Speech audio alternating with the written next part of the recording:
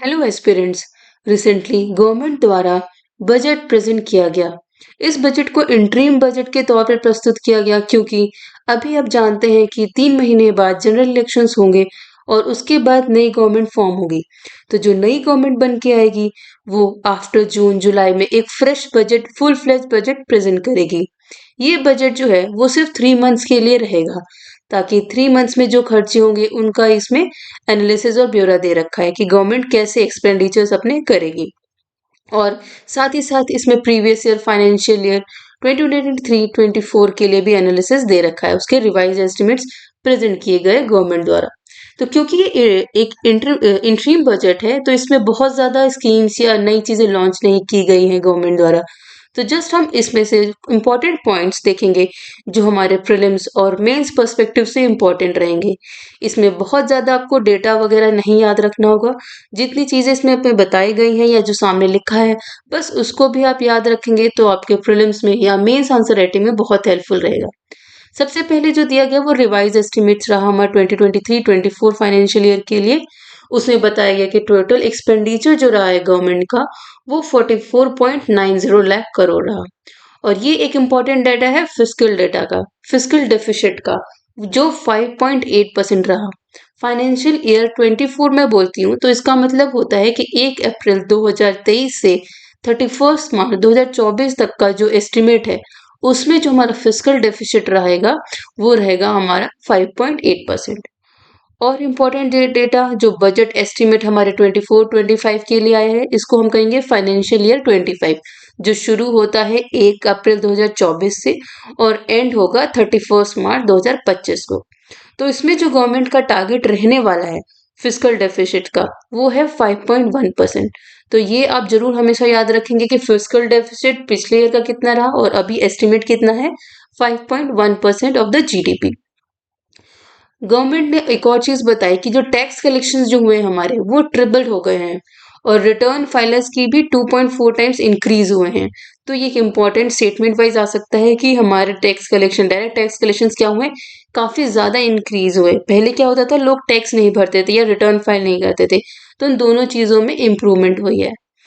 एक और इम्पॉर्टेंट जो डेटा आपको याद रखना होगा वो होगा कि कॉर्पोरेट टैक्स रेट जो है that is decrease from 30% to 22% for the existing domestic companies and it has made 15% for the certain new manufacturing companies. So this is regarding the corporate tax rate. Introduction of N updated income tax return, क्योंकि income tax file करने में बहुत दिक्कतें होती थी तो उसको simplified करने के लिए a new form 26AS has been introduce and pre filing of the tax returns have been made for filling of the tax return simpler and easier. This is to make it more simpler. जैसे कि लोग डरते हैं कि tax में कैसे क्या करना है, तो उसके लिए सिंपल फॉर्म इंट्रोड्यूस किया गया। आपको ये नंबर याद रखना होगा, form number 26AS. This can come in the prelims and also these points will help you in writing the mains answers.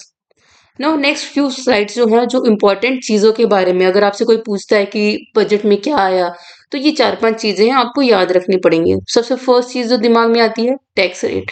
तो टैक्स रेट में कोई चेंज नहीं हुआ है, same tax rate kept for direct and indirect taxes including the import duties, because as we know this is an interim budget, a fresh budget will come after the formation of the government, so the no tax rate has been mentioned.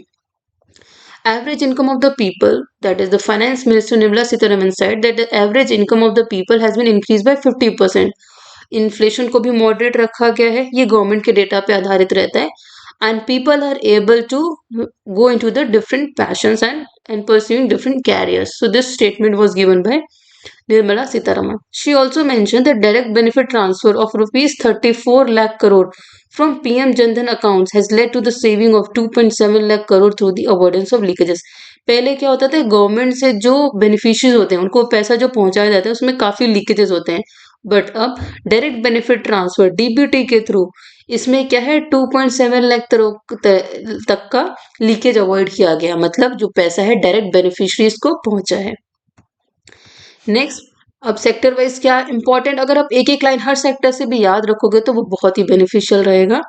Agriculture में क्या है, कुछ खास अभी improvement तो नहीं बोला, कहीं न्यू स्कीम के बारे में तो गवर्नमेंट ने नहीं बोला, उन्होंने सिंपल पीएम संपदा, पीएम किसान और जो पहले से स्कीम चली आ रही है उन्हीं के बारे में डेटास दी गई थी। So government will promote private and public investment in post-harvest activities, including modern storage facilities. So it will focus on the storage facilities की जो फसल उगती है उसको स्टोर कैसे करें, उस पर फोकस दिया जाएगा, जिसमें पब्लिक और प्राइवेट दोनों का सहयोग लिया जाएगा। रेलवेज में सबसे ज्यादा इंपॉर्टेंट एक अनाउंसमेंट हुई थी, 40,000 normal rail bogies to be converted to Vande Bharat standards. Now, according to the international standards, the railways are getting upgraded, and along with that, 3 major railway corridors will be implemented. पहला, energy, mineral and cement, port corridors and high traffic density corridors. तो ये तीनों चीजें आपको याद रखनी पड़ेंगी कि 3 रेलवे कॉरिडोर्स आएंगे, energy, mineral and cement first one, second port corridors and तीसरा high traffic density corridors for the ease of movement of the vehicles and transportation. Energy sector में क्या एक मेजर अनाउंसमेंट था, 1 crore household will be enabled to obtain up to 300 units free electricity through rooftop solarization every month, saving of up to rupees 50,000 to 18,000 annually for household. जैसे कि आपको पता है कि सोलर एनर्जी की तरफ गवर्नमेंट एनहेंस कर रही है, उसके लिए प्रमोशंस कर रही है, काफी सब्सिडीज वगैरह दे रही है, तो उसमें रूफटॉप सोलराइजेशन एक इम्पॉर्टेंट कंपोनेंट रहेगा। विद ये गवर्नमेंट ने बोला, स्टेटमेंट आया था फाइनेंस मिनिस्टर के through, with the pursuit of the Sabka Saath, the government has assisted 25 crore people to get freedom from multidimensional poverty, which means 25 crore people को multidimensional poverty से uplift किया गया है. Their life has become a better, and with the providing the better services like food, clothing and health sectors में improvement के through. Infrastructure में उन्होंने क्या बोला है, PM Awas Yojana Gramin, 2 crore more houses to be built in the next 5 years.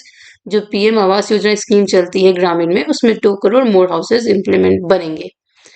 एक ये important factor है, आपको याद रखना पड़ेगा, 93 days to 10 days, मतलब reduction in tax return processing time. The processing time has been reduced from 93, पहले क्या लगता था 90 से ज्यादा दिन लग जाते थे प्रोसेसिंग में, टैक्स रिटर्न प्रोसेसिंग में, बट अब क्या है, वो सिर्फ 10 days में कंप्लीट हो जाता है। तो ये एज अ गवर्नमेंट की अचीवमेंट आप देख सकते हो। इसके अलावा ये सारे पॉइंट जो मैंने आपको अभी बताए हैं, ये सारी चीजें मुश्किल से आपको ये 10 या 15 पॉइंट्स में आपको याद रखनी पड़ेंगे और आपके प्रीलिम्स पर्सपेक्टिव से बहुत हेल्पफुल रहेंगी। सो होपफुली आपको ये चीजें समझ में आई, सिंपल होंगी, और बजट का ज्यादा हेडेक ना लेके इसको बहुत ही लुसिड फॉर्म में मैंने प्रेजेंट किया है। So thank you and have a good day.